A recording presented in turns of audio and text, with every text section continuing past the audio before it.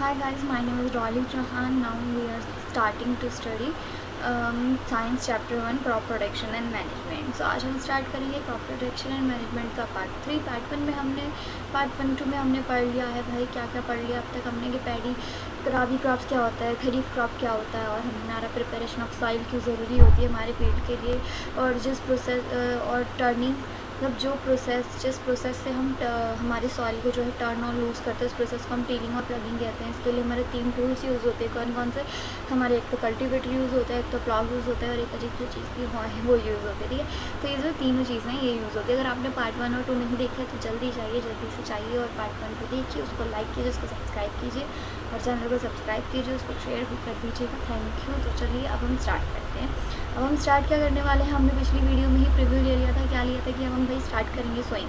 तो सोइंग के लिए सबसे पहले इंपॉर्टेंट चीज़ क्या होती है, जो हमारे सीड्स है वो हेल्दी होनी चाहिए। अब भाई सीड्स खुद तो बोलेंगे नहीं कि हम हेल्दी है जी, हमें लगा लो, हमें लगाओगे तो आपकी क्रॉप अच्छी होगी, ऐसा तो वो तो नहीं बोलेंगे। तो हमें देखना पड़ेगा ना, अब भाई सीड्स है कैसे पता लगेगा, कुछ मतलब सूंघ तो पता लगा नहीं सकते, स्मेल करके अगर कोई चीज़ ख़राब हो जाती है तो नॉर्मली इससे पता लगाया जाता है, उसे स्मेल कर लेते हैं। तो इसे स्मेल करके तो पता ही नहीं लगा जा सकता। तो इसके लिए एक प्रोसेस होता है, तो जल्दी से हम लोग बिना देर के अपना प्रोसेस जो है वो स्टार्ट करेंगे।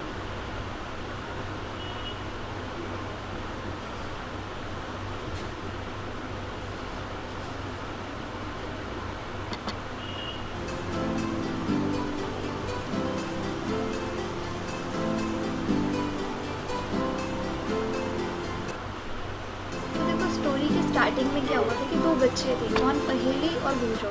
तो ये जो 2 बच्चे थे ये अपने अंकल के घर आए थे घूमने के लिए, और इन्होंने एक फील्ड में देखे थे कई सारे टूल्स। तो वहाँ से ये स्टोरी जो थी हमारी बीइंग हुई थी, वहाँ से स्टार्ट हुई थी। तो अब देखो ये क्या बोल रहा है, अब ये बोलना चाह रहा है कि मतलब एक लड़की है, ये कौन है? अब ये जो है ना स्टार्टिंग में कौन थे? पहेली और भूजो थे। तो ये पहेली है और ये बोल रहे कि इसने एक दिन क्या करा, अपनी मदर को देखा कि वो जो है कुछ ग्राम सीड्स लेके एक बर्तन में डाल रहे थे। ग्राम सीड्स मतलब जो होते हैं चने के बीज। अब जो चने के बीज थी उन्होंने उसमें डाल दिए बर्तन में, and pour some water on them. और उन्होंने क्या किया, उसके ऊपर थोड़ा सा पानी जो था पॉर कर दिया। पॉर मतलब क्या होता है, जैसे कि आप अपने वाटर बॉटल से अपने ग्लास में पानी डालते हो ना, तो आप वाटर बॉटल से पॉर कर रहे हो अपने ग्लास में वाटर को। ठीक है, और इनफैक्ट अगर आपको प्रैक्टिकली जानना है पॉर क्या होता है तो आप टीवी बहुत देखते हो, ऐसे भी पॉर अप्पो वाला एड देख लेना। ठीक है, आफ्टर अ फ्यू मिनट्स, अब कुछ देर बाद क्या होगा ना, कुछ जो सीड्स होंगे वो क्या करने लगेंगे, वो ऊपर तैरना स्टार्ट कर देंगे। क्या करेंगे? ऊपर तैरने लगेंगे। अब उसने कहा कि अब वो जो सीड्स थे ना कुछ देर बाद ऊपर तैरने लगे। अब मैं सोचने लगी कि वो जो सीड्स थे ऊपर तैरे क्यों ना। ये पहेली कह रही है, मैं नहीं कह रही। अब जो पहले थी वो ये सोचने लगी कि भाई मेरे जो सीड्स थे, मतलब जो मेरी मम्मी ने जो ग्राम के सीड्स डाले थे ना भाई, वो ऊपर तैरे क्यों? कुछ नीचे रह गए और कुछ ऊपर तैरने लगे। जो ऊपर तैर रहे हैं वो ऊपर क्यों तैर रहे हैं, मतलब फ्लोट क्यों करने लगे वाटर के ऊपर। ठीक है, चलो हम नेक्स्ट आगे की स्टार्ट करते हैं। ठीक है, अच्छा अब देखो आपके बुक में ये एक्टिविटी दी गई है। एक्टिविटी क्या है? एक्टिविटी 1.1, ये इस चैप्टर की सबसे पहली एक्टिविटी और इस बुक की भी। तो अब देखो आपको करना क्या, आपने ना एक बीकर ले लेना और उसको आधा पानी से भरना है। ठीक है, क्या करना है? आधा पानी से भरना है। देन क्या करना है, आपको अपने मुट्ठी भर जो है गेहूँ के बीज ले लेने हैं। क्या लेने हैं? गेहूँ के बीज। हैंडफुल ऑफ वेट सीड्स मतलब गेहूँ के बीज ले लेना मुट्ठी भर के। ठीक है, फिर उनको अच्छे से मिक्स कर दोगे, इसको वाटर को और सीड्स को अच्छे से मिक्स कर दोगे। इसको स्टीर मतलब मिक्स करना, स्टीर मतलब मिक्स, अच्छे से उनको बहुत अच्छे तरीके से मिला दो। ठीक है, वेट फॉर सम टाइम, अब कुछ टाइम के लिए जो क्या है आप रुक जाओ। ठीक, कुछ टाइम के लिए क्या करो, आप रुक जाओ, आप उनको छोड़ दो।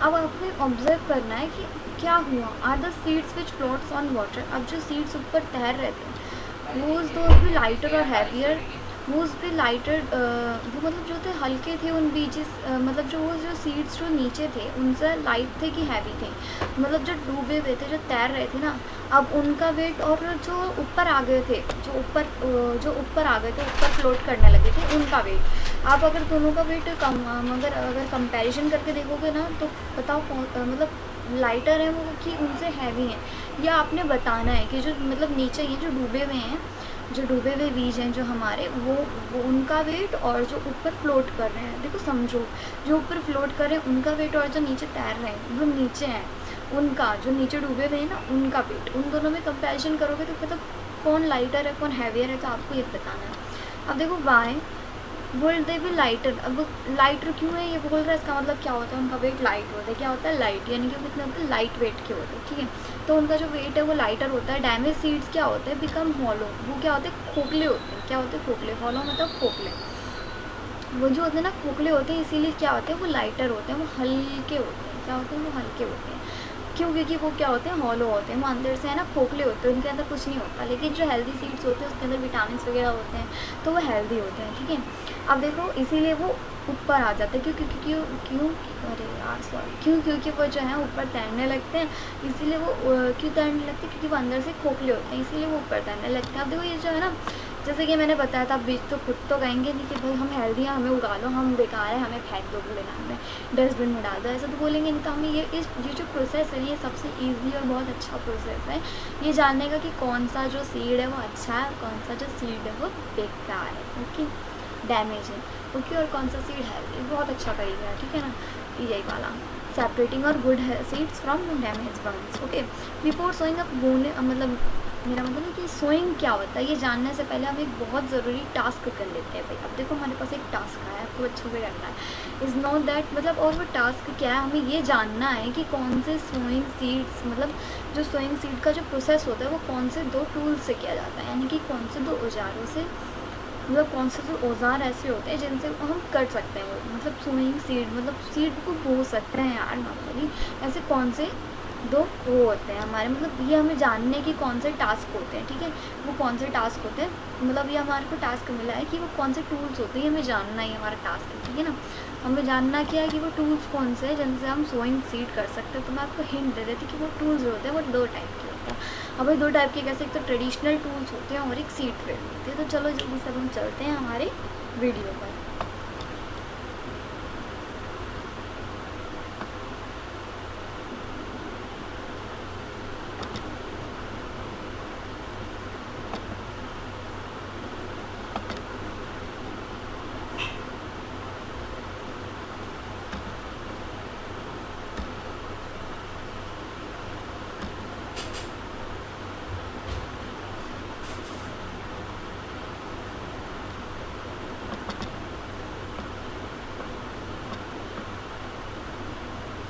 अच्छा तो देखो बच्चा पार्टी, अब यहाँ पर क्या बोला जा रहा है ना, यहाँ पर बोला है कि सिलेक्शन ऑफ सीड्स हमको बताना है कि, अब देखो बच्चा पार्टी, हमको सिलेक्शन ऑफ सीड्स, हमने ये पढ़ लिया कि सिलेक्शन ऑफ सीड्स हम कैसे कर सकते हैं, पानी के अंदर डाल के, ठीक है। अब हम आगे की वीडियो देखते हैं, आगे पढ़ते हैं कि आगे हमारा क्या बोल रहा है ये चैप्टर, तो चलो देखते हैं।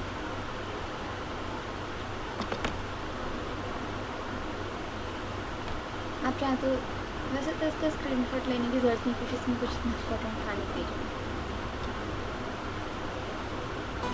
तो सिलेक्शन ऑफ सीड्स तो अच्छे से आप लोगों को समझ में आ गया होगा कि हम सीड्स का सिलेक्शन आते हैं कर कैसे सकते हैं, ठीक है। तो हम आगे बढ़ते हैं जल्दी से, तो देखते हैं आगे क्या है हमारा। अब देखो भाई आगे हमारे ट्रेडिशनल टूल्स, अब हमको जल्दी से अपना टास्क पूरा करना है, राइट। तो अब हम जल्दी से ये भी देख लेते हैं कि ट्रेडिशनल टूल्स क्या होते हैं और नॉर्मल टूल्स, मतलब सीड ड्रिल क्या होते हैं। देखो जो टूल्स हमारे यूज़ होते हैं कैसे, ट्रेडिशनली तौर पे यूज़ होते हैं। ट्रेडिशनल से मतलब ही पता लग रहा है कि जो टूल्स हैं वो ट्रेडिशनली होते हैं। क्या होते हैं, ये जो हमारे सीड जो होते हैं ना उनको एक मतलब वो जो है ना एक फ्यूनल लाइक शेप जो होती है वो होती है, ये जो है ट्रेडिशनली तरीके से बोए जाते हैं। पास डाउन थ्रू 2 और 3 पाइप से जो होते हैं, 2 और 3 पाइप से जो होते हैं पास होता है, उसका एक शार्प एंड होता है। और ये जो एंड होता है ना, ये किससे प्रवेश कर रहा होता है, PIRC, पीयर्स, मतलब क्या होता है, प्रवेश करना। वो सॉइल में प्रवेश करता है और वहाँ पे जो थी वहाँ पे जगह बना देता है, किसके लिए, सीड्स के लिए। अब देखो जैसे कि यहाँ पर हो रहा है, ये देखो जैसे कि ये, अरे यार सॉरी, हाँ देखो जैसे कि अब ये यहाँ पर हो रहा है ना, ये लोग देखो कैसे कर रहे हैं, ठीक है। ये बिल्कुल इसी टाइप का होता है, देखो यहाँ पर है ना, ये 2 और 3 जो है एकदम ऐसे मिले हुए हैं और ये आधी बैल खींच के लेके जा रहे हैं, मतलब। और फिर ये देखो ये पीछे पीछे यहाँ पे कटोरा दिख रहा होगा आपको इनके हाथ में। अब ये क्या कर रहे हैं, ये सीड्स डालते हुए जा रहे हैं, क्यों, क्योंकि इनको सीड्स मिलने हैं भाई। चलो अब हमारा आधा टास्क पूरा हो चुका है, हमने ट्रेडिशनल टूल्स डाल लिए कि ये ट्रेडिशनली तौर पे होते हैं, ठीक है।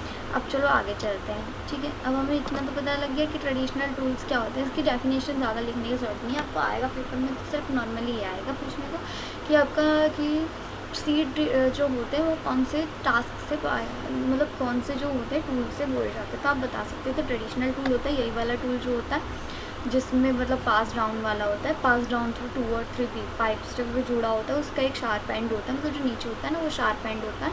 और वो जो होता है मतलब जैसे जैसे उसको हम जो है मतलब सॉइल के अंदर थोड़ा सा डाल देते हैं और फिर जैसे जैसे वो आगे जाता है वो सीड्स के लिए जगह छोड़ देता है, स्पेस छोड़ देता है, फिर हम उसके अंदर सीड्स को जो है अपना सो कर देते हैं। तो आपको ट्रेडिशनल टूल्स का भी पता लग गया होगा, और सिलेक्शन ऑफ सीड्स का भी पता लग गया। हम पढ़ेंगे सीड ड्रिल के बारे में। Okay, this is the seed drill. Now let's start it. अब देखो जो सीड ड्रिल होती है ना, नाउ अ डेज़ क्या होने लग गया आपके टाइम पे क्या होने लग गया, ये अब यूज़ होने लगे। ट्रेडिशनल जो था वो पहले से आता था, मेरा मतलब बहुत टाइम से वो जो था वो टूल यूज़ हो रहा था फर्स्ट वाला, और ये वाला जो है ये अभी कुछ टाइम पीरियड से स्टार्ट हुआ है इसको यूज़ करना। ठीक है, इससे क्या होता है, sowing with the help of tractors. इसको हम इससे जो है बीज हम किसके ज़रिए बोलते हैं, ट्रैक्टर्स के ज़रिए। This shows the seeds uniformly.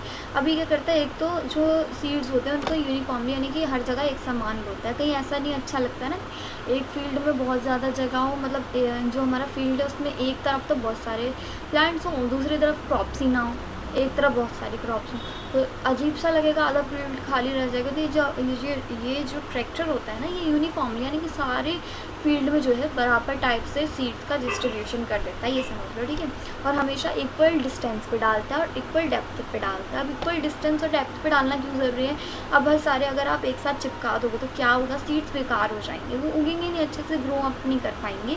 और अगर हम उन्हें डेप्थ में नहीं डालेंगे, अगर ऊपर ऊपर ऐसे स्प्रिंकल कर देंगे तो क्या होगा, बर्ड्स ले जाएंगे, पक्षी ले जाएंगे, उसे कोई ना कोई ले जाएगा, इंसेक्ट्स ले जाएंगे।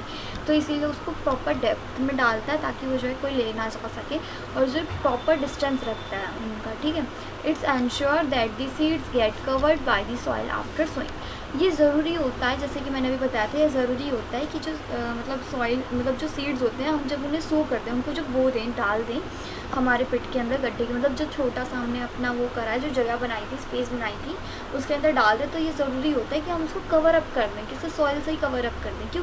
क्योंकि अगर हम ऐसा नहीं करेंगे, और ये जो कवर अप होता है ना, ये क्या होता है, ये प्रोटेक्ट करता है, this protect seeds for being eaten by birds. अगर बर्ड्स खा लिए तो जैसे मैंने अभी बोला था, उनसे बचाता है। Sowing by using a seed drill save time and labour. अब वो जो वाला मतलब ट्रेडिशनल टूल था ना वो इतना अच्छा इसलिए नहीं था, देखो एक तो उसके बारे में एक्सप्लेनेशन भी नहीं होती है। ठीक है, मतलब उसका क्या है, वो 2-3 पाइप से जुड़ा हुआ है, उसका एक शार्प एंड है, और वो क्या करता है, पियर्स करता है सॉइल के अंदर, और फिर हम जो है वहाँ पे अपनी सीड सोन कर देते हैं। बस इतनी जो बुक में ना इतनी ही डेफिनेशन दी हुई है, बताओ। ठीक है, और ये जो सीड ड्रिल है ना, ये सीड ड्रिल क्या है, हमारा टाइम भी बचाता है। ठीक है, उसमें भाई अब बैल चला रहे हैं, बैल आराम आराम से जा रहे हैं, इंसान आराम आराम से पीछे पीछे स्प्रिंकल करते हुए आ रहे हैं, फिर उनको ढकना भी है, कितना टाइम लगेगा। और अगर आपको चाहिए, आपको लेबर भी चाहिए, अगर आप अकेले हो तो आपको लेबर की भी ज़रूरत पड़ेगी। और इसमें क्या होता है, इसमें आपका टाइम भी बचता है, आपकी लेबर बचती है, और आपका काम जल्दी से हो जाता है। तो समझ में आ गया, सीड ड्रिल्स हमारे लिए हेल्पफुल है, ऐसी बात नहीं हेल्पफुल नहीं है। और ये देखो सीड ड्रिल्स दिखती कैसी है, ऐसी होती है सीड ड्रिल्स, कैसी होती है, ये हमारे सीड ड्रिल है। और ये जो होगा ना, ये जो पार्ट है हमारे, ये ट्रैक्टर में जॉइंट होगा, देन फिर ये जो है हमारा, इससे हम अपना वर्क कर सकेंगे। ओके, चलो अब आगे चलते हैं। तो सीड ड्रिल्स भी आपको समझ में आ गया कि क्या है। ओके, तो नाउ अब हम आगे का स्टार्ट करते हैं।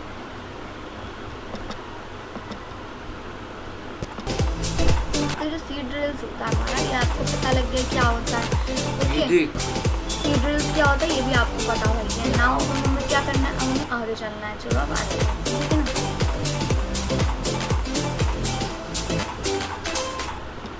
अच्छा भाई, नेक्स्ट देखो हमारा क्या है। नेक्स्ट हमारा क्या है भाई, नेक्स्ट हमको एक डेफिनेशन दी गई है आपकी बुक में की, मतलब ये छोटा सा पैराग्राफ है, तो हमें इसे रीड करना है। अब देखो इसमें क्या बोल रहा है हमसे, इसमें बोल रहा है appropriate distance between the seeds is necessary to avoid the overcrowding of plants।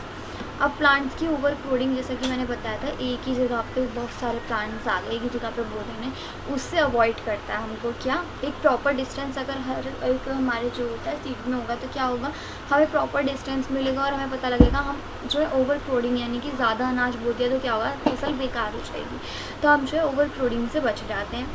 This allows plants to get sufficient, यहाँ पे ना बीच में सी आना था, मैंने लगाया नहीं, लगाया है ना, सफिशिएंट लाइट, अभी क्या होता है प्लांट को सफिशिएंट लाइट, न्यूट्रिशन, वाटर मिलता है सॉइल से। अगर क्या होगा, ज़्यादा होगा ना प्लांट तो उसको प्रॉपर चीज़ें नहीं मिल पाएंगी। अगर हमारे जो है नेसेसरी अमाउंट में होगी, सफिशिएंट होगी हमारी फील्ड के लिए वो चीज़, तो क्या होगा, उसको प्रॉपर सनलाइट मिलेगी, प्रॉपर न्यूट्रिशन मिलेगा और प्रॉपर वाटर मिलेगा। तीनों चीज़ जो है उसको प्रॉपर मिलेगी।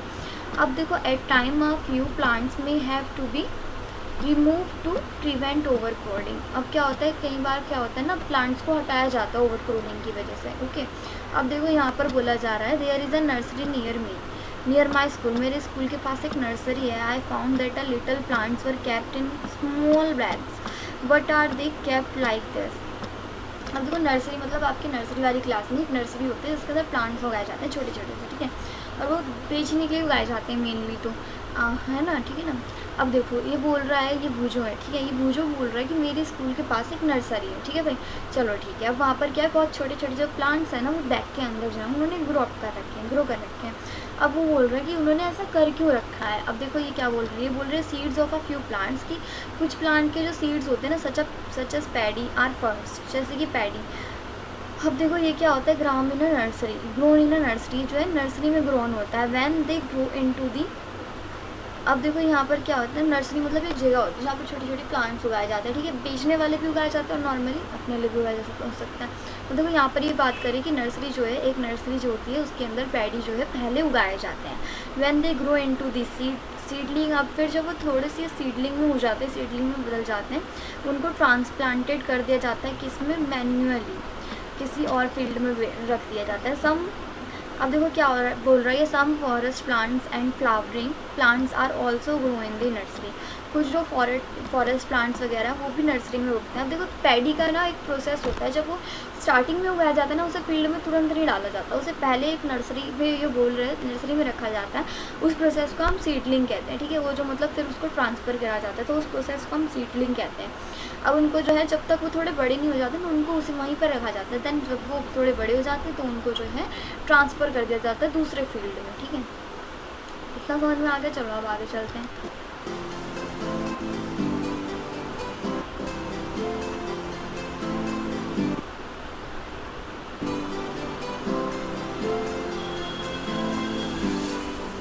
अच्छा भी, अब देखो, अब हम जो आते हैं, हमारे आ जाते हैं तीसरे स्टेप पे। अब हमने पढ़ लिया स्विंग पढ़ लिया, चलो अब हम आ जाएंगे हमारे तीसरे स्टेप पे।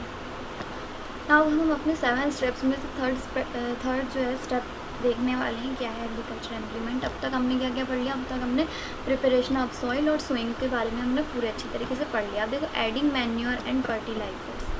अब हमने क्या पढ़ेंगे, थर्ड स्टेप, जैसे कि मैंने बताया था अमेजिंग साइंस वालों के बच्चों की जो बुक है ना, उसके अंदर ये मैन्योरिंग नाम से जो है सेकंड स्टेप है, उसमें कोई प्रॉब्लम नहीं है, ठीक है।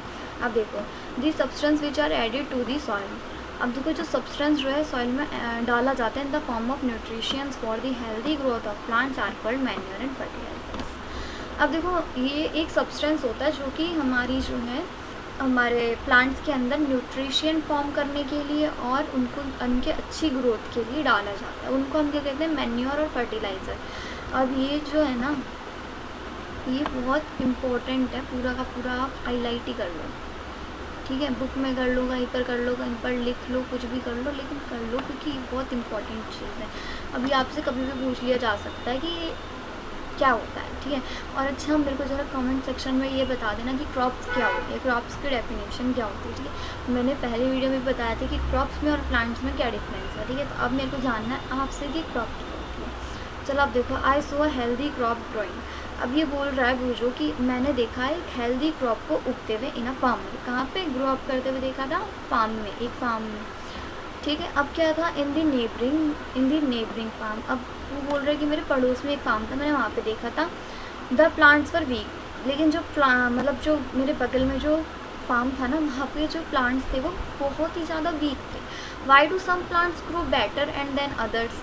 लेकिन अब ये बोल रहे हैं कि कुछ प्लांट्स कैसे दूसरों से अच्छे बेटर उग सकते हैं, कैसे वो अच्छे ग्रो अप कर सकते हैं। अब देखो, सॉइल सप्लाइज मिनरल्स। अब जो सॉइल होती है ना, वो क्या सप्लाई करती है, मिनरल्स और न्यूट्रिशन करती है क्रॉप्स के प्लांट्स को। हमारी जो सॉइल है वो क्या सप्लाई करती है, वो क्या देती है प्लांट्स को, मिनरल्स देती है और न्यूट्रिशन देती है। अब ये जो न्यूट्रिशंस होते हैं ना, ये एसेंशियल नहीं होते उनकी ग्रोथ के लिए। मतलब आपके लिए सिर्फ दूध ही तो ज़रूरी नहीं है बड़े होने के लिए, आपको और भी चीज़ों की ज़रूरत है। आपको क्या क्या चीज़ों की ज़रूरत है, जैसे कि खाना हो गया, पीना हो गया, घूमना हो गया, खेलना हो गया, कूदना हो गया, पढ़ना हो गया, सब चीज़ों की भी तो ज़रूरत होती है।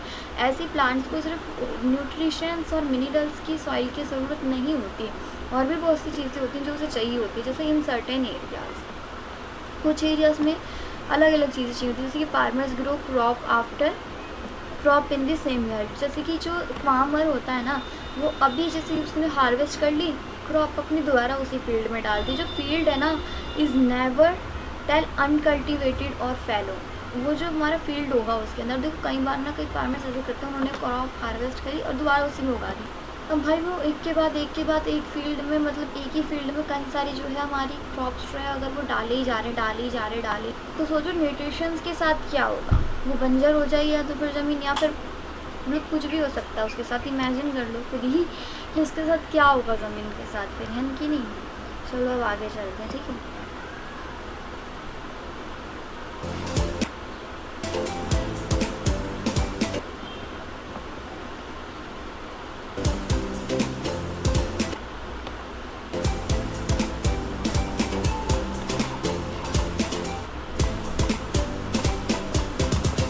अब देखो भाई, कॉन्टीन्यूस जो कल्टीवेशन होता है ना, वो क्या फ़र्क पड़ता है उससे उससे फ़र्क क्या पड़ता है हमारी फूड पर। देखो कॉन्टीन्यूस कल्टीवेशन जो होता है ना भाई,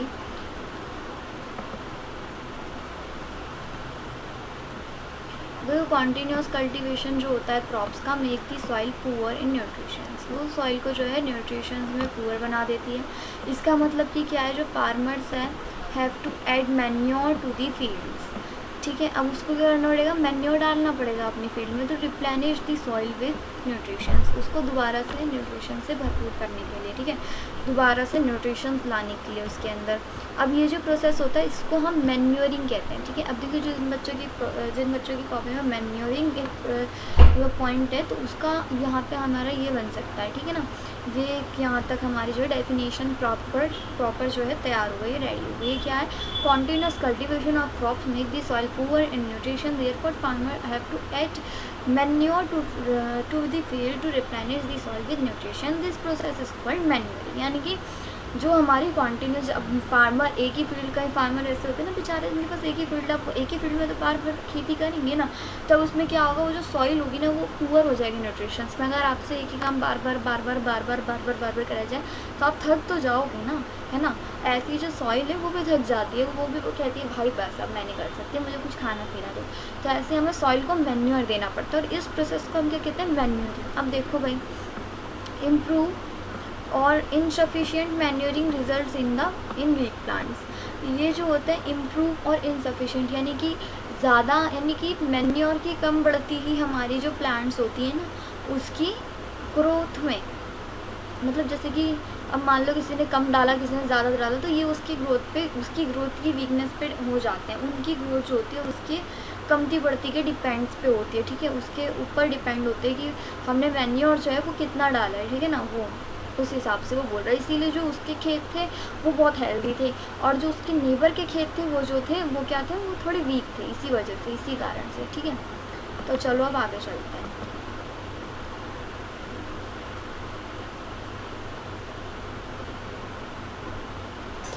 तो हमें ये तो पता लग गया भाई कि हमारी खेती जो है, हमारी जो फील्ड है उसको मैन्योर की भी ज़रूरत होती है। तो हम आगे चलते हैं। हमको मैन्योर क्या होता है, देखो तो मैन्योर क्या होता है, तो हम ये भी बता देते हैं भाई प्यारे बच्चे पार्टी को। तो देखो भी बच्चा पार्टी, मैन्योर क्या होता है। मैन्योर जो है ना हमारा, ये जो आप पिक्चर देख रहे हो ना यहाँ पे, इस पिक्चर के अंदर ही मैंने मैन्योर ही डाला है। ये जो पिक्चर है हमारी, देखो ये जो पिक्चर है ना इसके अंदर ये मैन्योर है, ठीक है, ये हमारा एक मैन्योर है, ये पूरा प्रॉपर मैन्योर है, हमारा प्रॉपर जो है पूरा का पूरा मैन्योर रेडी है इसके अंदर, ठीक है। अब देखो यहाँ पे manure is an organic substance. ये जो है ना एक ऑर्गेनिक सब्सटेंस होता है। क्या होता है, ऑर्गेनिक सब्सटेंस, ठीक है। अब ये जो सब्सटेंस होता है हमारा, देखो ये है मैन्योर। अब ये जो सब्सटेंस होता है ना हमारा एक ऑर्गेनिक सब्सटेंस होता है, यानी कि इसके अंदर जीव जंतु होते हैं, obtained from the decomposition of the plant. अब प्लांट के डिकम्पोजिशन से ये बनता है, ठीक है, प्लांट की डिकम्पोजिशन, प्लांट्स की और एनिमल्स की, ठीक है, उनके एनिमल्स के वेस्ट और प्लांट का जो हमारा वेस्ट होता है उससे। Farmer dump plant and animals waste in pit and open places and allow it to decompose. अब देखो फार्मर क्या करते हैं ना, वो एक बॉक्स वगैरह में फिर किसी भी चीज़ में जो है ये वेस्ट डाल देते हैं, जैसे प्लांट्स का वेस्ट, एनिमल्स का वेस्ट, यानी कि उनके पिट्स वगैरह जो होती है। अब मतलब वो एक पिट में है ना गड्ढा खोदते हैं, उस पिट में जो है उनके डंप वगैरह जो भी होते हैं, यानी कि एक तरीके गोबर वगैरह जो होते हैं ना, उन सबको उनका वेस्ट मटेरियल जो होता है वो थोड़े से किचन का वेस्ट मटेरियल भी डाल देना चाहिए। और जो है और क्या क्या डालते हैं वो लोग, और हाँ किचन का वेस्ट डाल देते हैं और प्लांट का वेस्ट भी डाल देते हैं, सड़े पे पौधे पत्ते, ठीक है। अब वो छोड़ देते हैं खुली ज़मीन में और भाई वो हो जाता है क्या, डिकम्पोज। अब ये जो डिकम्पोजिशन होता है ना, इस कोज यहाँ पे एन लगा लेना, कंपोजिशन के आगे, is caused by the some microorganisms. अब ये जो है माइक्रो ऑर्गेनिज्म से होता है। अब देखो भाई ये माइक्रो ऑर्गेनिजम्स क्या होता है, ये हम नेक्स्ट चैप्टर में जो है ना बहुत अच्छे तरीके से पढ़ने वाले हैं, ठीक है ना, बहुत अच्छे तरीके से हम इनको पढ़ेंगे, क्योंकि नेक्स्ट जो आपका चैप्टर है ना वो यही है माइक्रोब्स के ऊपर, ठीक है। अब माइक्रो ऑर्गेनिजम्स जो है उनसे बनता है, ठीक है, वो बनाते हैं इसको, वो डिकम्पोज करते हैं। देखो the decompose matter is use is an organic manner. अब ये जो होता है ना, ये जो प्रिपेयर हो चुका है यहाँ पे ये, अब ये जो प्रिपेयर हो चुका है ये क्या है, ये मैन्योर है, ठीक है। अब हमें पता लग गया ये क्या है, ये है मैन्योर, ओके। अब देखो you have already learned about, अब आपने इसके बारे में पहले ही पढ़ रखा है, कौन सी क्लास में, 6th क्लास में आपने इसके बारे में पढ़ा होगा, ठीक है, कंपोजिशन के बारे में, ओके ना गाइस। तो अब हमें पता लगे कि मैन्योर होता क्या है नॉर्मली, ठीक है। अब तक हम बात कर रहे थे मैन्योरिंग, तो हमें मैन्योर पता लग गया, लेकिन अभी तक हमने फर्टिलाइज़र नहीं पढ़ा, तो चलो आप फर्टिलाइज़र पढ़ते हैं।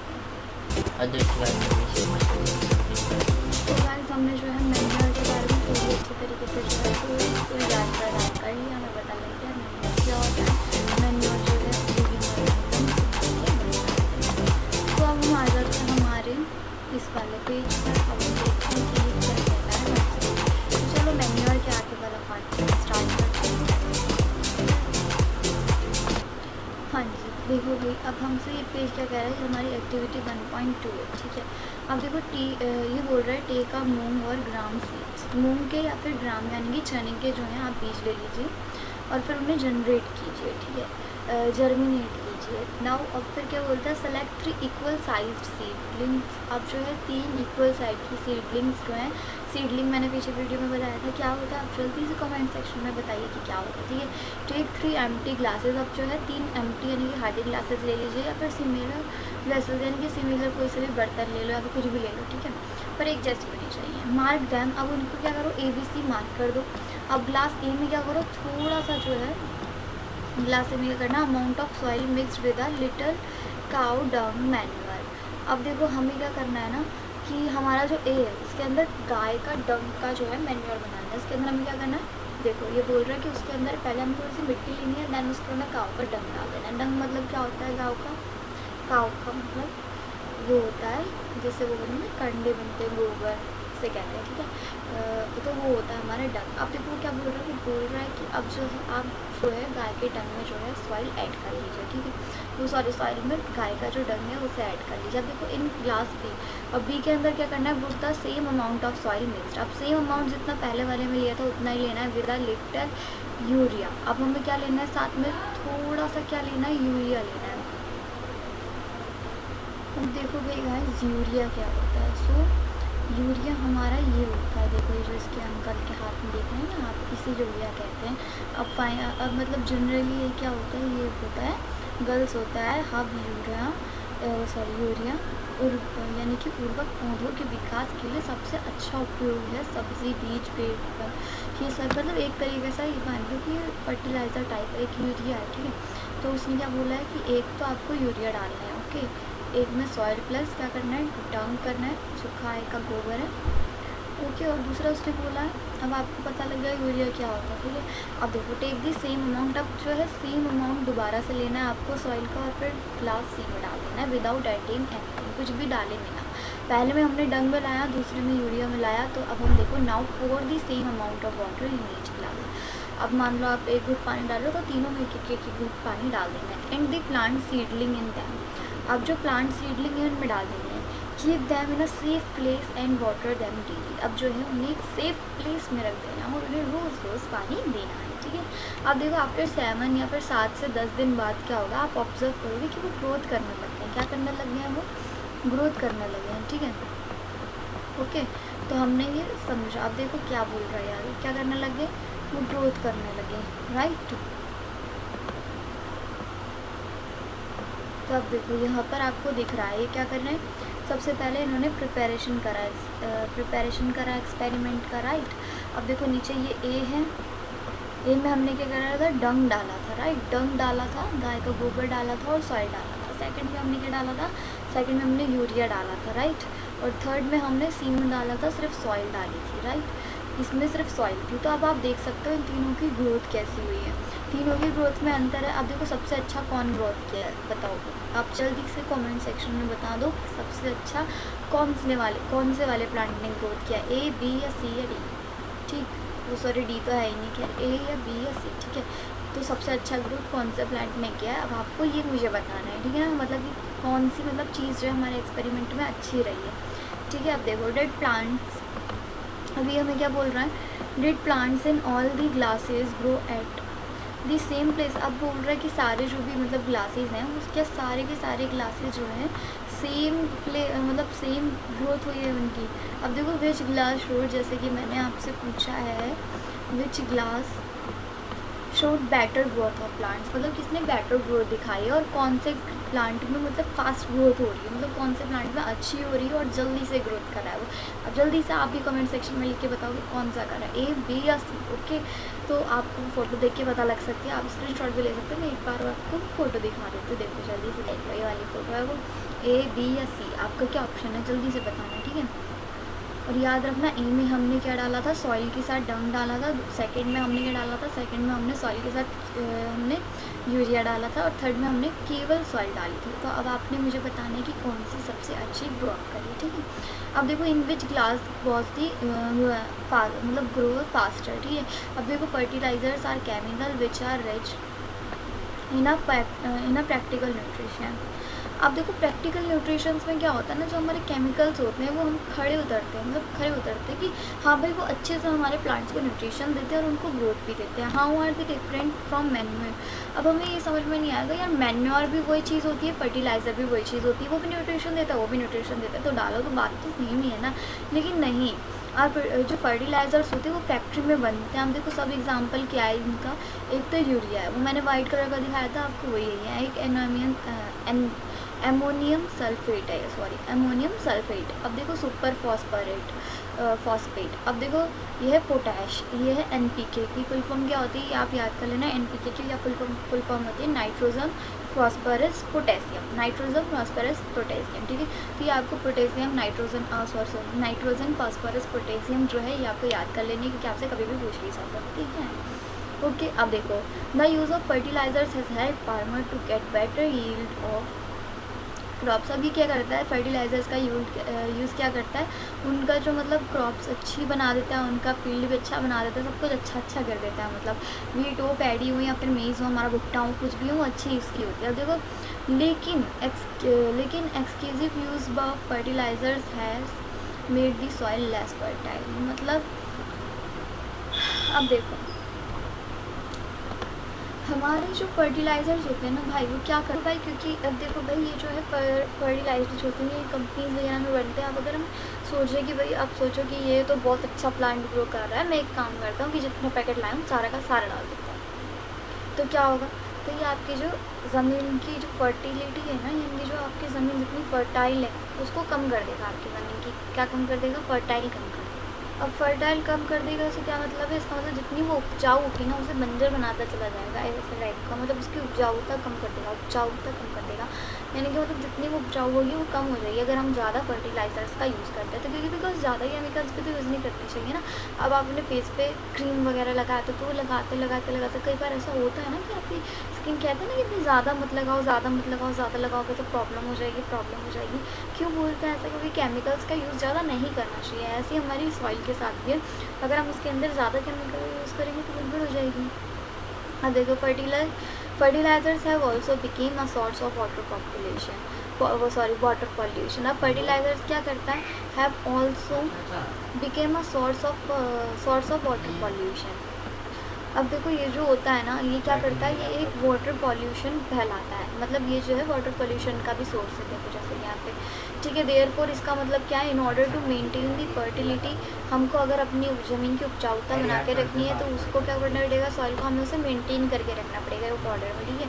We have to substitute fertilisers with organic manure, हमने उसे ऑर्गेनिक मैन्योर के साथ देना पड़ेगा। और leave the field uncultivated fallow in the between two crops. अब जो है हमारे जो भी क्रॉप्स हैं, अच्छा अब देखो इससे मतलब क्या हमारा हो रहा है, या तो फिर हम अपने जो दो क्रॉप्स हैं उनके बीच में थोड़ी सी जगह छोड़ दें जिसके अंदर हम ग्रो नहीं करें, ठीक है, या तो फिर हम क्या करें, उसको मैन्योर से बैलेंस कर दें, ठीक है। अब देखो the use of manure improves the soil texture. अब जो मैन्योर होता है, जो हमने पीछे यूज़ किया था, हमने पीछे मैन्योर भी बनाया था जिसमें हमने ग्लास में डाला था, वो डंग जो था वो हमारा मैन्योर का काम कर रहा था, ठीक है, वहाँ पे। तो अब वो जो था ना, अब देखो वो क्या बोल रहा है कि जो हमारा यूज़ होता है मैन्योर का, क्या करता है, इम्प्रूव कर देता है, क्या सॉइल का टेक्सचर को बहुत अच्छा कर देता है, उसको वाटर रिमेनिंग कैपेसिटी देता है, यानी कि ताकि उसके अंदर वाटर रहे, उसको रिप्लेनिश कर देता है सॉइल को विथ न्यूट्रिशन, उसको न्यूट्रिशन से भर देता है भरपूर तरीके से, ठीक है ना।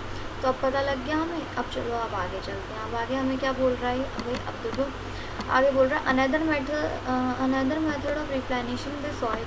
अब देखो भाई, क्योंकि अब हमें अगर हमारी खेत को और अच्छा रखना है, हमारे फील्ड को, तो हमें करना पड़ता है, हमें क्या करना पड़ेगा कि हमें जो है दूसरा, अगर हमें भरपाई करनी है इस चीज़ की, न्यूट्रिशन की हमारे सॉइल के अंदर अगर भरपाई करनी है तो हमें क्रॉप रोटेशन करनी पड़ेगी। क्रॉप रोटेशन क्या होता है भाई, this can be done by growing different crops alternately.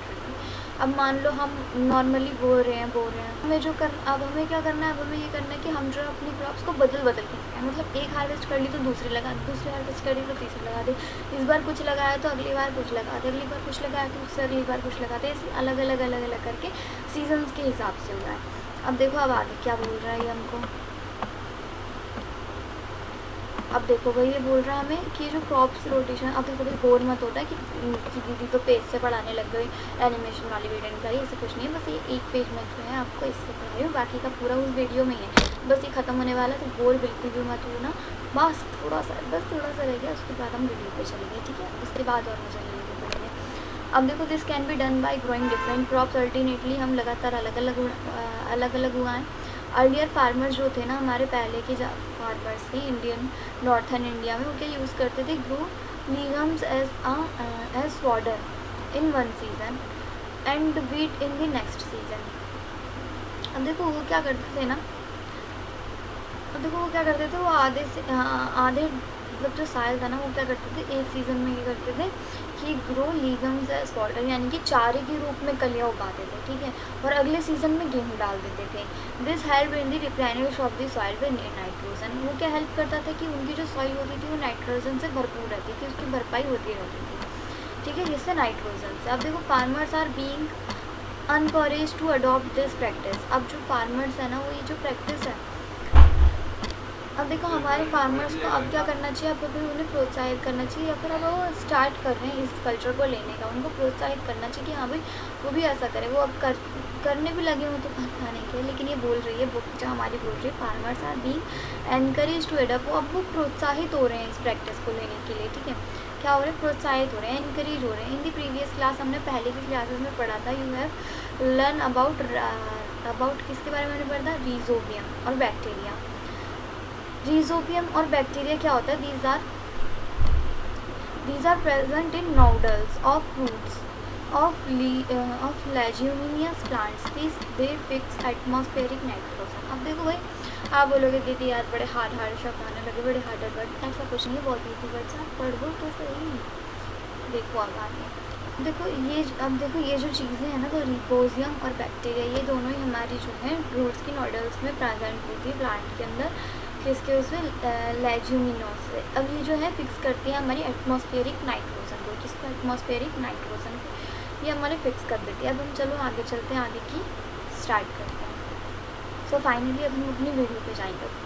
So guys हमने इस पेज पे छोड़ा था, सो हमने इस पेज को पूरा कंप्लीट कर लिया, हमने देख लिया। और इस पेज में मैंने आपको एक क्वेश्चन दिया है कि आपको मुझे बताना है कि ए, बी या सी इन तीनों में से आपको क्या लगता है कि कौन सा जो प्लांट है वो अच्छे से ग्रोथ किया है।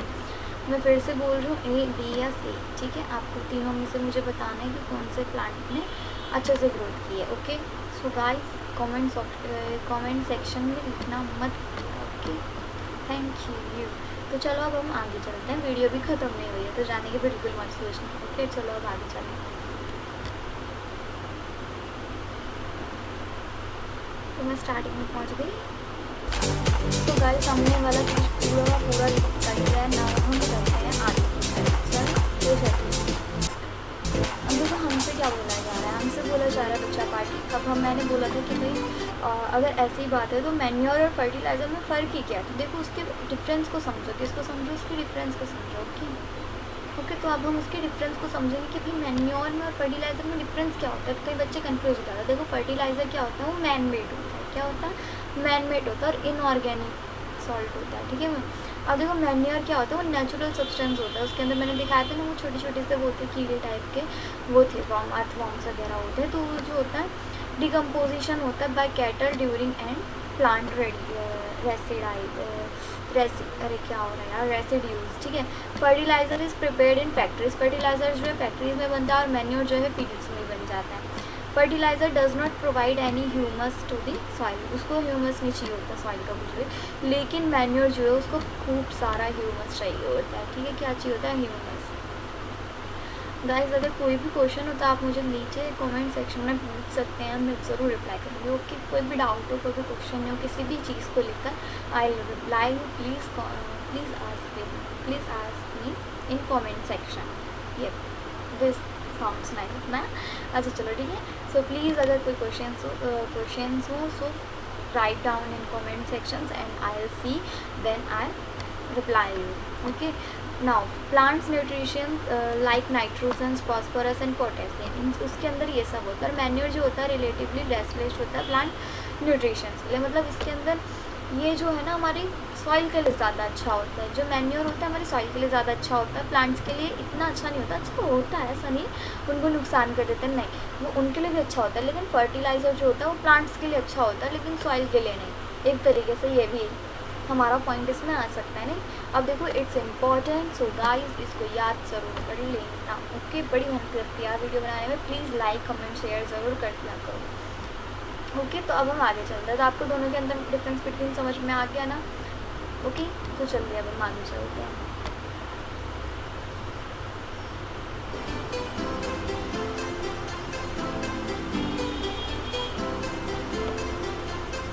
आप चाहो तो इसका स्क्रीनशॉट भी ले सकते हो वैसे तो। अब देखो एडवांटेजेस क्या होती है मैन्योर की, यानी कि मैन्योर की खूबियाँ क्या होती है इसके अंदर, ठीक है।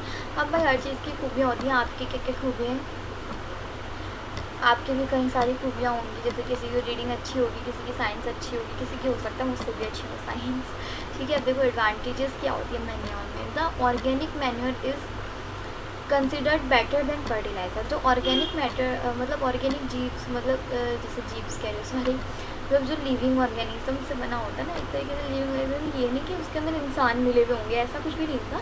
मेरा मतलब जैसे कि उसके अंदर अर्थवॉर्म्स होंगे या फिर माइक्रोब्स होंगे, तो अगर ये सब चीज़ें इसके अंदर होंगी ना तो वो फर्टिलाइज़र से ज़्यादा बेटर होगा। क्या होगा, फर्टिलाइज़र से ज़्यादा बेटर।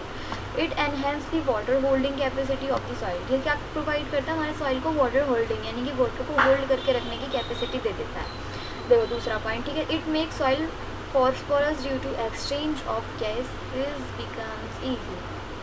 अब ये इसको हमारी जो सॉइल होती है उसको फॉस्फोरस बनाता है, किसके चलते, हम जब वो गैसेस का एक्सचेंज करते हैं, बहुत easy. It changes the number of friendly microbes. अब वो जो है ना फ्रेंडली माइक्रोब्स के नंबर चेंज कर रहा है। अच्छा पता क्या होता है, हम फीड के अंदर अगर हमारी जो वो होता है ना, अगर हम मैन्योर डालते हैं तो उससे क्या होता है, हमारे जो अर्थवॉर्म्स होते हैं ना, जो उस मैन्योर में, जो उस बॉक्स में जिसमें वो पिट करके बनाता है, जो गड्ढा करके फार्मर बनाता है ना, उससे ज़्यादा मैन्योर में, मतलब उससे भी ज़्यादा जो है ना फ्रेंडली माइक्रोब्स हमारी फील्ड में आ जाते हैं, क्योंकि वो और ग्रो अप करना लगते हैं। वो जितने ज़्यादा होंगे ना फील्ड में उतना अच्छा है। It improves the texture of the soil. और ये जो है हमारी सॉइल का सबसे इम्पोर्टेंट बात, टेक्सचर बढ़ा देता है। लेकिन फर्टिलाइज़र क्या करता है ना, वो टेक्सचर को ख़राब कर देता है यार, फील ख़राब कर देता है वो। ठीक है, चलो अब आगे चलते हैं। समझ में आ गया ना? अब चलो आगे चलेंगे। अब देखो, अब हमसे क्या बोला जा रहा है? अभी तो खैर कुछ भी नहीं बोला जा रहा, अब बोला जाएगा। अब हमें इरिगेशन के बारे में देखो, हमारा ये आ गया कौन सा? 4th स्टेप है हमारा। क्या है? 4th step. ठीक है, चलो हम देखो पहले हमारा 4th स्टेप क्या है? हमारा 4th स्टेप है इरिगेशन। क्या है?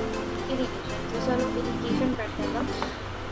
जल्दी से इस वीडियो को समाप्त करते हैं। इरिगेशन पढ़ते हैं पहले। तो अब देखो इरिगेशन क्या होता है। तो सप्लाई, अब हमारा ये कौन सा पॉइंट? सबसे पहले हमने प्रिपरेशन ऑफ सॉइल पढ़ लिया, सोइंग पढ़ लिया, एडिंग, मैन्योर एंड फर्टिलाइजर पढ़ लिया। ठीक है, ये तीनों चीज़ें हमने पढ़ लिया। अब हम इरिगेशन पढ़ने वाले, यानी कि 4th स्टेप। ठीक है, अब देखो the supply of water to crops at regular intervals is called irrigation. Intervals क्या होता है? जैसे कि आपके लंच ब्रेक लगते हैं स्कूल में, वैसे ही। तो ये हर इंटरवल के बाद जो है पानी देना क्रॉप्स को, उसको हम इरिगेशन कहते हैं। ठीक है, the time and frequency of irrigation varies from crop to crop. अभी देखो ऐसा नहीं है कि हर 5 मिनट में आपको पानी देना होगा, हर क्रॉप के साथ ऐसा नहीं होता। एक्चुअली जो क्रॉप होती है ना, वो क्रॉप के ऊपर डिपेंड करता है कि उसको कितना पानी चाहिए होगा।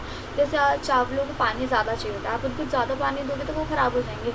और जैसे कि आप कोई क्रॉप ऐसी होगी जिसको पानी कम चाहिए होगा, अगर आप उसको चावल जितना पानी दे दो तो क्रॉप का तो भगवान जाने क्या होगा फिर। Soil to soil. ठीक है, क्रॉप टू क्रॉप और सॉइल टू सॉइल। आपकी सॉइल है, आपको पता है कि वो कितना पानी लेगी उसको लेने में। ठीक है, और सीज़न टू सीज़न, और मतलब जो जैसा सीज़न चल रहा है वैसा पानी देना पड़ेगा।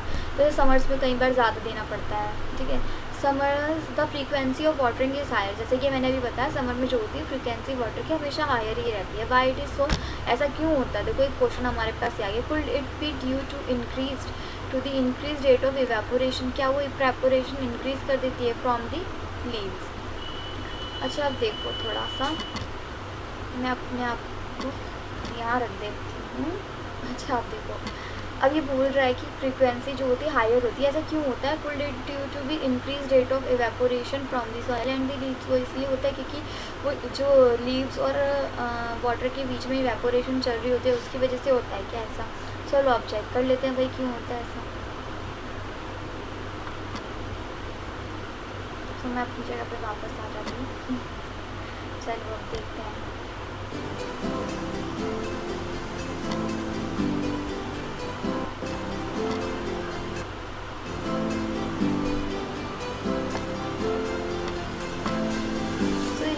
बारे में चलो तो हमने ये तो पढ़ लिया है। ठीक है ना, हमें क्या इतना तो पता लग गया कि इरिगेशन उस प्रोसेस को रहता है जब टाइम ले देके खेतों को पानी देना है। राइट, अब देखो हमारे पास है सोर्सेज ऑफ इरिगेशन। इरिगेशन के सोर्सेज के क्या होते हैं? अब देखो वीडियो को बीच में मत लीव करके जाना, आगे बहुत मजा आने वाला है। देखो सब देखो सोर्सेज क्या है इरिगेशन के। The sources of water from the irrigation are, देखो एक तो वेल्स होते हैं, ट्यूब वेल्स होते हैं, पॉन्ड्स होते हैं, लेक्स होते हैं। ये आपसे पूछा जा सकता है बकायदा कि आप बताओ कि इरिगेशन के सोर्सेज क्या क्या हो सकता है। अब भाई देखो आप कुछ भी लिख सकते हो, जैसे कि कुएँ हो गए, ट्यूब वेल्स हो गए, हमारे पॉन्ड्स हो गए, हमारे लेक्स हो गए, रिवर्स हो गए, डैम्स हो गए, कैनाल्स हो गए। ये सभी हमारे जो होते हैं सोर्स होते हैं इरिगेशन के, जहाँ से हमारे पास पानी आ सके फील्ड के अंदर। ठीक है यार भाई थक गई मैं तो। I am very careful. अब वो बोल रहा है, देखो ये क्या बोल रहा है, वो जो है ये, ठीक है, ये बोल रहा है मैं बहुत ही ज़्यादा केयरफुल हूँ दिस ईयर। क्यों? क्योंकि अबाउट वाटरिंग द प्लांट्स की वाटरिंग को लेके। क्यों? क्योंकि लास्ट समर क्या हुआ था कि उसके जो प्लांट थे ना वो सूखे रह गए थे। ठीक है, मर गए थे, मतलब सूखे रह गए, तो उसने पानी नहीं दिया होगा पक्का अपने प्लांट्स को, इसीलिए तो बेचारे के प्लांट्स मर गए, मतलब बेचारे प्लांट्स मर गए। ठीक है, अब देखते हैं, हम आगे चलते हैं। चलो भाई सोर्सेज ऑफ इरिगेशन हमने पढ़ लिया, अब आगे चलते हैं।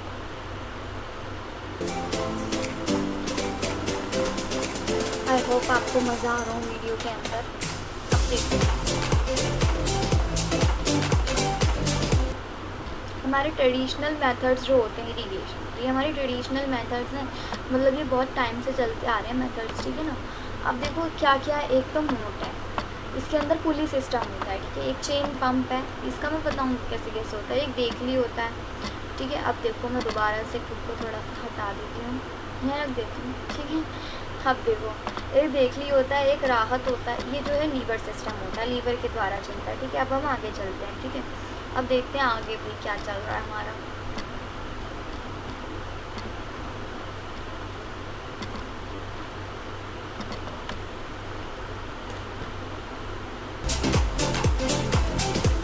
अब देखो भाई यहाँ पर हमें बताया था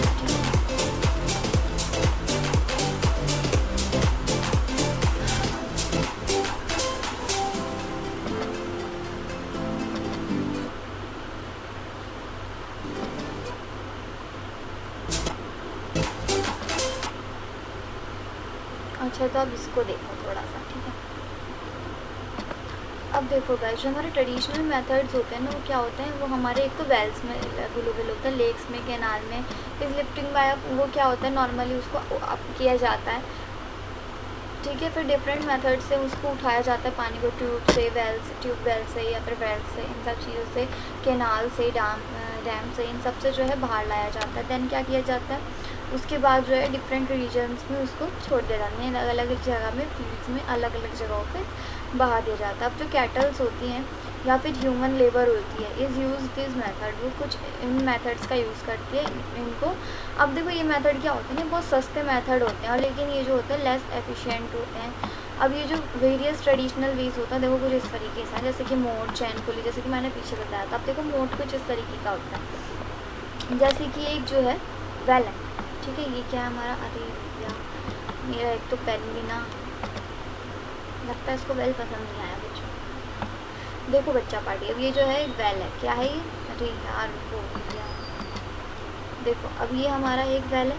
अब इसके अंदर से ये जो है पानी निकाल रहा है और इधर डाल रहा है, ठीक है। ये देखो एक यहाँ से भी जा रहा है पानी। तो ये जो हमारा है ना, ये मोट सिस्टम है, ठीक है। इस सिस्टम को ये मोट, देखो ये बेसिकली इतना इम्पोर्टेंट नहीं है जानना, ठीक है। बस आप ये जान लो कि यहाँ पे इतने स्टेप्स होते हैं और इतने हमको फॉलो करने होते हैं, ओके। चलो अब आगे चलते हैं। अब देखो अब आगे, अब हमारा एक सिस्टम होता है चैन पंप सिस्टम। तो देखो चैन पंप सिस्टम में हम क्या करते हैं, इसके अंदर जो होता है, ये देखो जैसे कि एक पंप है ना, एक पंप के द्वारा पानी लाया जा रहा है, और देखो चैन के द्वारा जो है हमारे एक पंप के द्वारा और चैन से जो है ट्यूब में डाला जा रहा है, राइट। अब देखो अब यहाँ पर ये है, देख लीजिए सिस्टम। अब देखो यहाँ पे बांधा गया है, इसको बाल्टी से निकाला जा रहा है, अब इसको फेंका जाएगा फील्ड में, मेरा मतलब है डाला जाएगा, ठीक है। अब ऐसे अलग अलग सिस्टम जो होते हैं हमारे, वो होते हैं।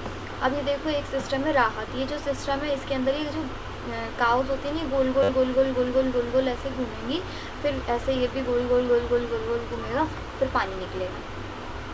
नॉर्मली ऐसे ही होता है बिकॉज अच्छा आप देखो ये जो है ना राहत जो होता है, वो एक लीवर सिस्टम होता है इसके अंदर। देखो अब हमें ये क्या बोल रहा है, पम्प्स आर कॉमनली, लेकिन इसके अंदर जो होते हैं ना, सबके अंदर पंप कॉमन है। क्या है, पंप कॉमन है जिसके अंदर, और क्या कॉमन है, पंप कॉमन है, और वाटर को उठाना, लिफ्टिंग करना कॉमन है।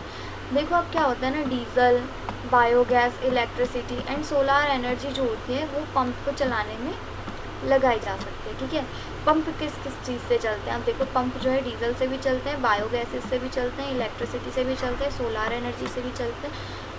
हाँ, पंप सबसे चल सकते हैं, नहीं। चलो अब आगे, अब चलो हम चलते हैं आगे। पंप तो बहुत चला लिया, अब चलो हम आगे चलते हैं, ठीक है। अब हम आगे का चैप्टर रीड करते हैं। सो एक्सीलेंट गाइज, आपने जो है ना भाई आधा चैप्टर कंप्लीट कर ही लिया है लगभग हम चैप्टर के एंड पॉइंट पर हैं। Excellent, very good. अब हम चलने वाले हैं आगे, ठीक है। अब हम कहाँ चलने वाले, आगे चलने वाले थे। So let's be go.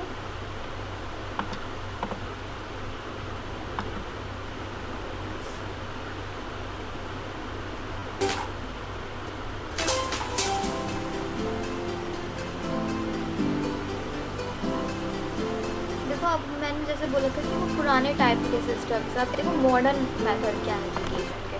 अब इरिगेशन के है ना कुछ नए मेथड भी आ गए, पुराने मेथड हमने पढ़ लिया कि वो 4 टाइप के थे, ठीक है। अब देखो मॉडर्न मेथड क्या होते हैं इरिगेशन के। अब यहाँ पर देखो पहले तो modern method of irrigation help us to use water economically. अब ये जो है हमें नॉर्मली इकोनॉमिकली पानी यूज़ करने पर देते थे। दी मेन मेथड क्या होते हैं, एक तो होते हैं स्प्रिंकल सिस्टम और एक ड्रिप सिस्टम, ठीक है। अब दोनों से हमें फ़ायदे क्या होते हैं, अब हम वो भी देखने वाले हैं, ओके। तो चलो चलते हैं।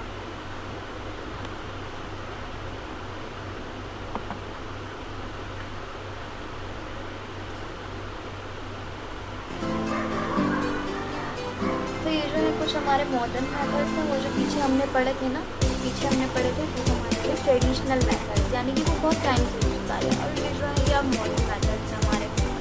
अब हम इनको भी पहले रीड कर लेते हैं। देखो सबसे पहले हमारा है स्प्रिंकल वाटर। स्प्रिंकल वाटर में क्या होता है ना कि